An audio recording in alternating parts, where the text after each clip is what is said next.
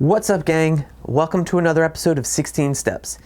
This week, we're going to be going over the sequencer section of the Roland MC-909. Here we go.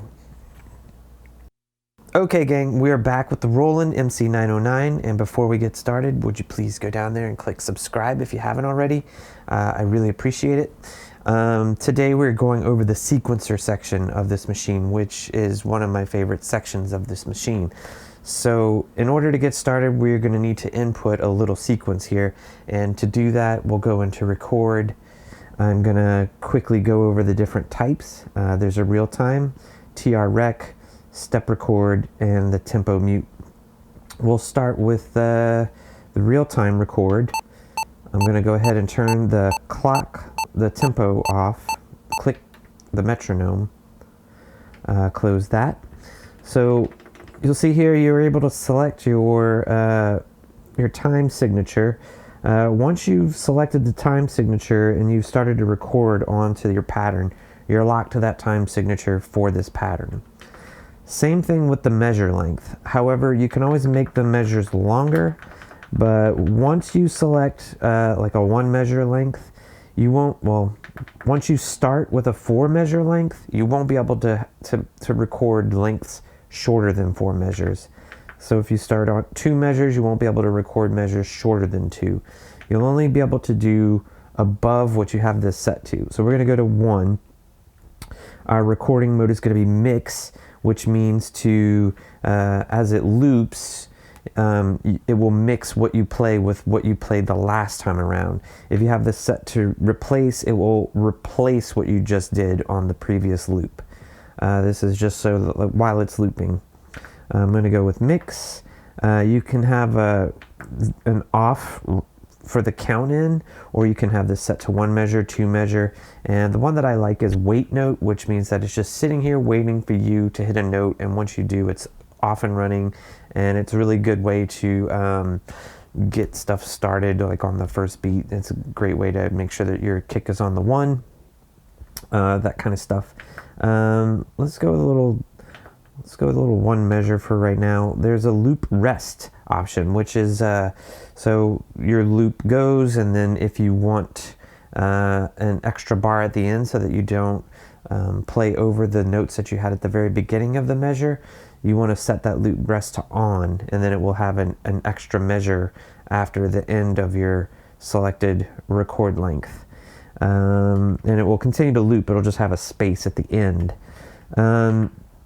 The Quantized Resolution is cool because you can have this set to whatever note value you want, and then there's a percentage, which I think is really helpful. And if you are a fan of like MPCs, you know that like the way that a machine quantizes stuff is super important. And the best values that I have for my playing are like, you know, in the 70, between 50 and 70 something range. I think like just kind of, it gets it closer than what you played, but not a whole, it's not like very rigid. And then record velocity, this will be like if you have this set to real, which is an option, that means it will record the velocity at which you played. Otherwise, you can assign a velocity to all notes that will just play at all those notes, and then, you know, you can have it set to 127 and just be the loudest that they can be.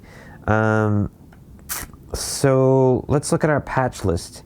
This is our patch list for the part that we're on. We're on part 10. So if you look here, you can select the different parts and you can see the things that are available. So let's see what we got. Let's try this. So what I'm going to do is go ahead and I'll use this Ultimate Euro, and then I am going to do some, let's start with it's going to be a 1 bar loop, so we're just going to keep this simple, and we're going to use the notes A, D, and E.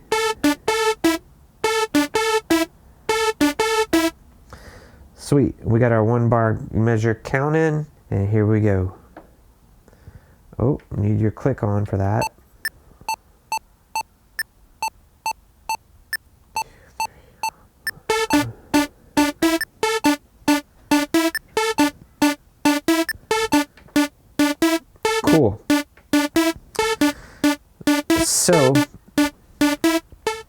one cool thing to note is that you are able to switch the parts that you have while recording, and you can record to those parts. So you can also switch the pad, the sounds or whatever. However, what I'm going to do, and it also has a rehearsal. If you click rehearsal, then you're in rehearsal mode, and it's still going, and you can then go in.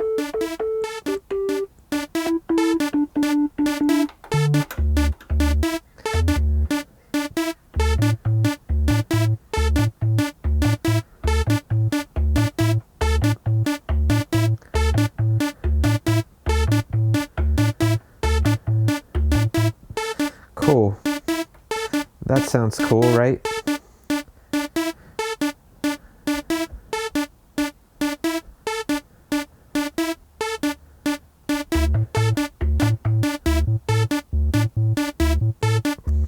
So that just got inputted in a real-time mode. So the other modes here, we have TR Rec, which is basically like the old school, 808, 909 type stuff. So we're still at our one measure length, which is cool because that's what we want. And then you can select your patch here. I'm just going to go with the one that is selected. And then you can assign your mixer stuff here as well. And you'll see up here, these that are highlighted means that there's information on those channels already. So you can assign your pan, level, key shift, reverb, all of those things before you start recording if you want. And you can turn on your metronome there if you like. Once you hit play, you're in. So this selects the note. Cool. And our velocity is set to 127. The gate time is 80%. And the note is 16ths.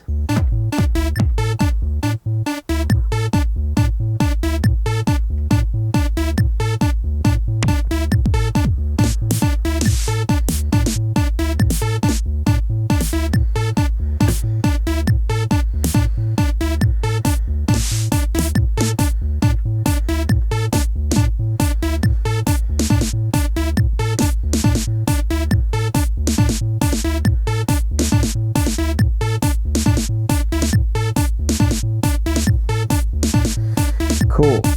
And you can also change the velocity for each note there.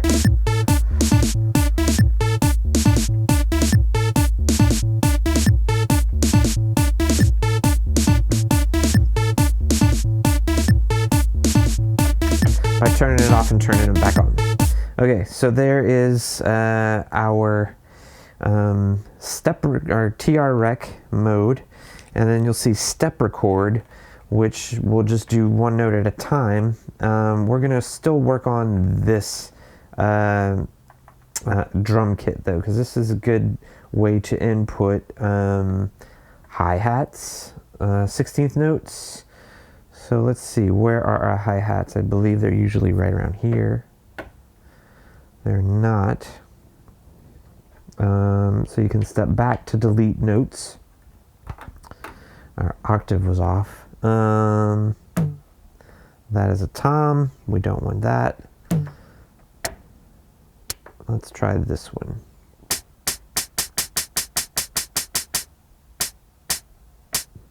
Cool.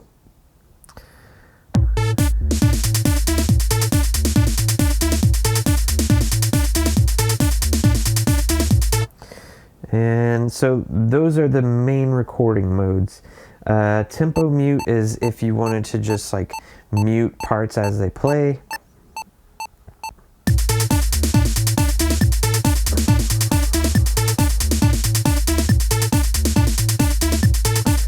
This might make sense in a context where there was more of a loop to work with, but you can just like mute a part and mute it, drop it back in, or just if you just want part of the phrase or something like that.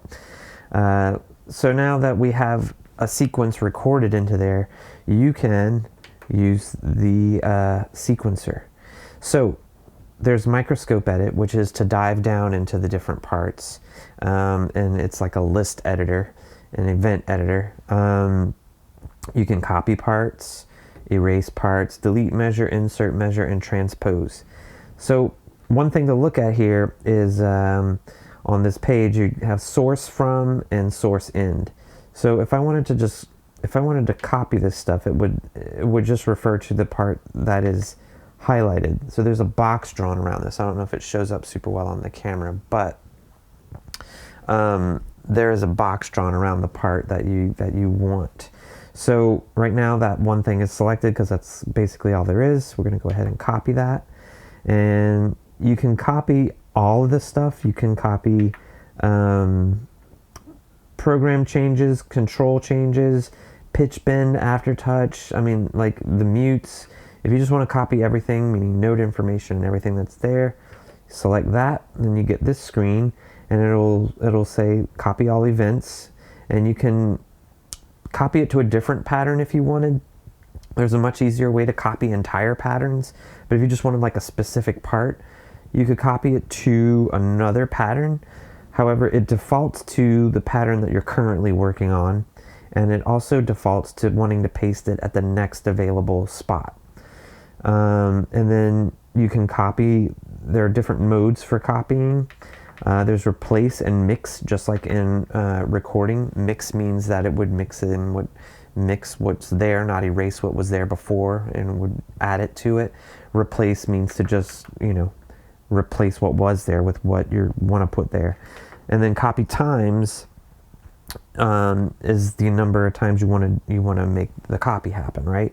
So if I do 3, that will then give us 4 bars of stuff. Bam, there's 4 bars. If you wanted to, so you see now our box drawn around that is 1 to 4. If you wanted to just take out some notes from a part, you could then select the part. And the way this works is whatever you have highlighted, it's going to perform the action on. So this means it's going to like erase everything in this one bar. But if you wanted to just erase our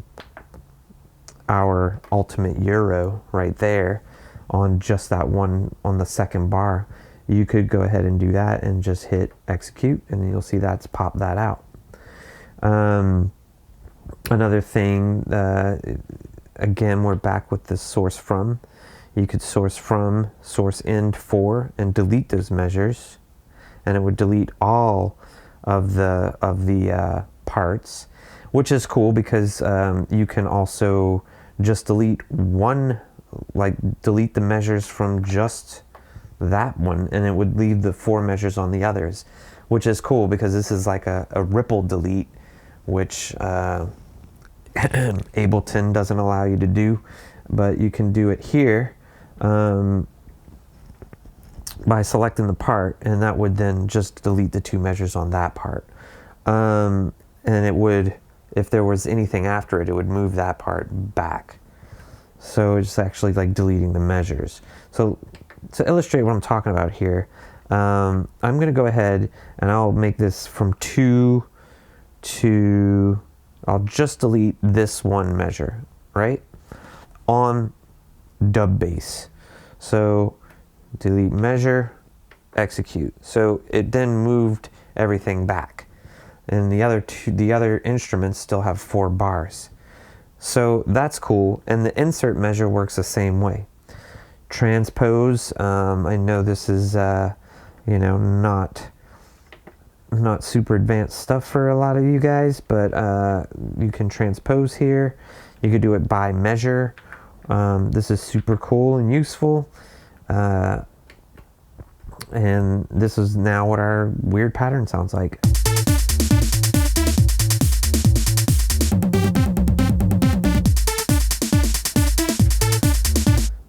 Because this transposed for the drums because everything was lit up, right?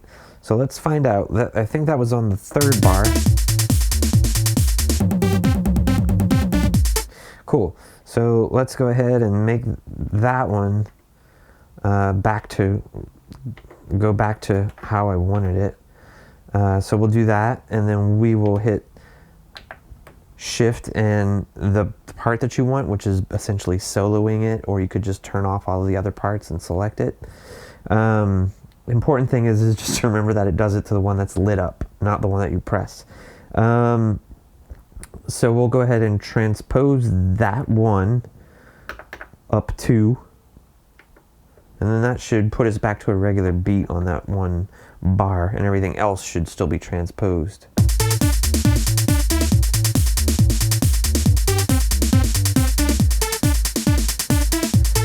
Cool. So you may think that that's a lot of stuff there. However, there is another screen altogether. There's a rhythm extract. What it allows you to do is select the part that you want, and this could be any of the parts, doesn't have to be a drum kit. But you then select the part that you want. And so let's say we're going to use this one. This is going to be the one we're going to extract. And you can see that when I select it, it changes there. So we're going to take that one, and then it wants to know where you want to put it. So you'll see here the destination part is 11. Let's go ahead and put it there. Done. So now check this out. Our regular drum kit is muted there.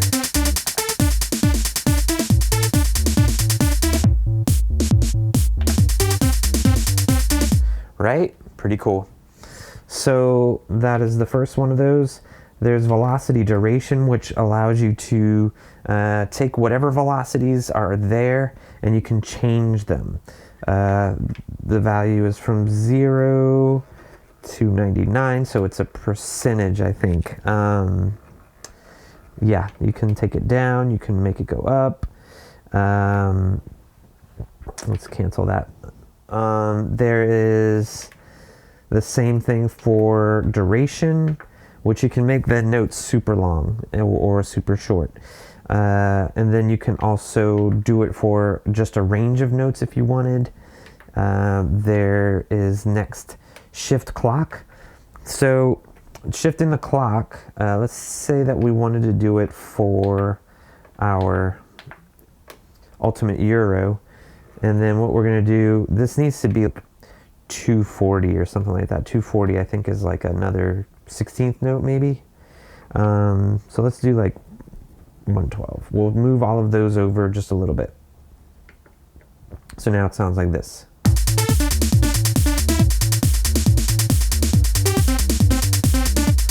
So another thing to note is that there's no undo anywhere on this on the microscope mode. In order to get to the undo, you need to exit out of microscope mode and then hit menu, and there is your undo. It's a little convoluted, but it gets you there, and it will only undo the last thing that you did. All of the other things, it's basically the last operation that happened, that's the one that gets undone. All of the previous ones are still there.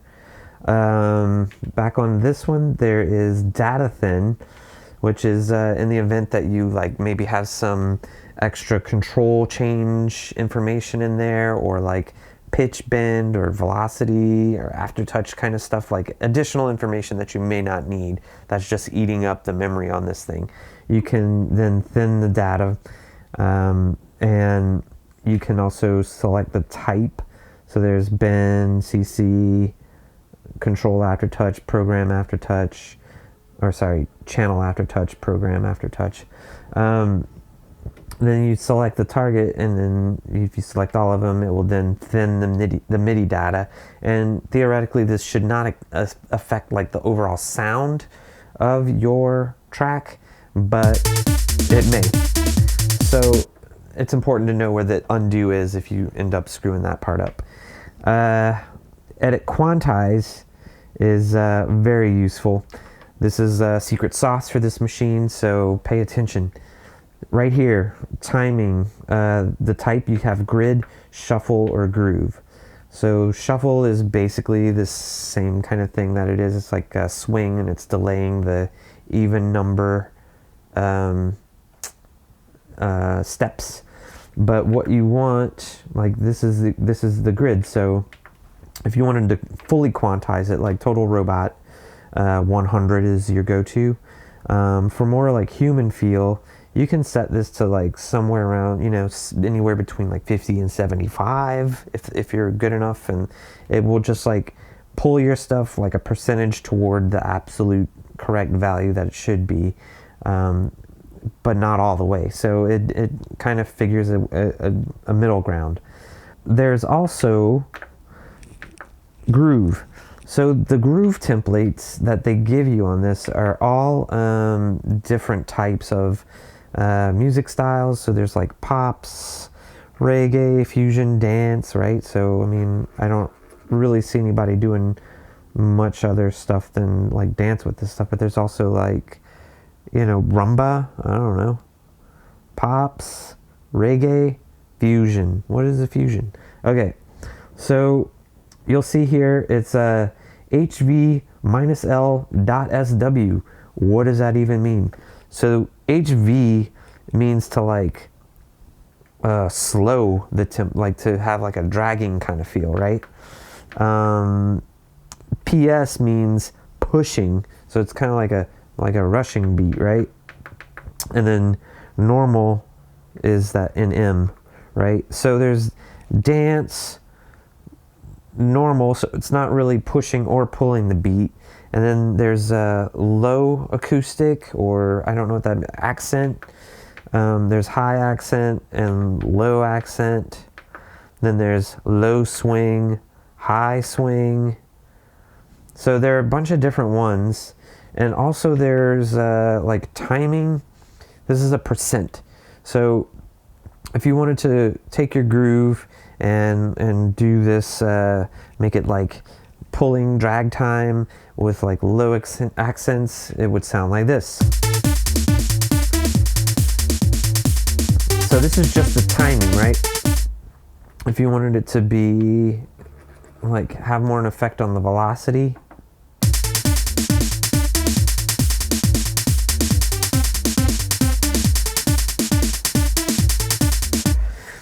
and also this is a percent. So if you look at, you want it to be like, you want this to sound good before you hit the execute button, but you can try these out here, but it doesn't really do it in real time very well. You want to like stop it and start it to kind of get a feel of what it's going to do to your stuff. Let's say I don't want it to affect the velocity quite as much, or let's say I want it to affect the velocity all the way, but not so much the timing. And check this out. So it's got kind of like its own feel to it, right? And it's doing it to all of the parts. So you could do it to like just the beat if you wanted.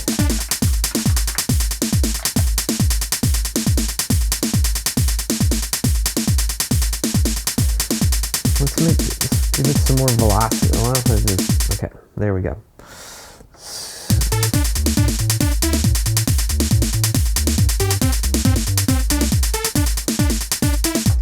Cool. And then the last one on here is Reek Lock, and this is like you can slow it down by half the amount or speed it up by double time. I don't really use this kind of a feature a whole lot in my work, but it's there, and it just like doubles the clock value. It will remain the same BPM. It will just like shorten all of the lengths so that everything happens at double the time or half the time, but the BPM will stay the same. The length of things will be the thing that changes. So I believe we've covered everything for the sequencer. The last thing to remember is to save your patterns. And so you hit save and you save the pattern, and that just saves the pattern. It saves with the pattern. It will save all of your effects, what the settings are for those. It will save the patches, and it will save the data for the song. So let's just call this sequence.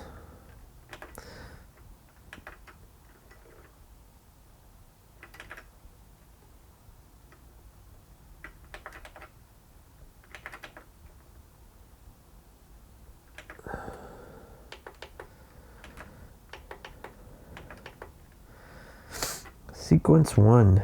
And then you can store it where you've been writing it, which has a little star, or you can store it to another one, which gets me to the other way to kind of copy the whole thing. So let's say you got this sequence, you got 4 bars, that's cool, and you wanted to do something crazy. And what you can do then is just hit write, hit pattern, sequence 2, and then write it to a different slot. Cool, right? So you'll notice here, we'll look at the list of sequences, and that first one, card pattern 21, that's what we were initially working on. And it's still open, basically. Like this one hasn't been saved in that slot. It has been saved as sequence 1, but we can still go in and edit the original and then save it as a different sequence. The way that you would, I guess the thing that you need to be aware of is that, like, if you're on a different pattern and then you go into that pattern, if you go back and look at that list, still there, right? What needs to happen, let's see, we'll select that pattern, then edit, Microscope. Once you're in Microscope, get back to that pattern part, and you'll see that now what we were working on is gone. That part is lost. So we did save it as sequence 1 and sequence 2, so it's still there, but that one is gone, lost. So make sure you save and save often. And I will see you right on the other side of this. All right, that is pretty much it for the sequencer section of the Roland MC-909. I hope you found this useful. I really dig this sequencer. It does have its limitations, but you know, limitations can be a good thing for musicians, especially when you have like virtually unlimited options these days. Go ahead and give me a like if you like this stuff. Hit the subscribe button if you haven't done so already. Thank you so much for watching, and until next time, peace.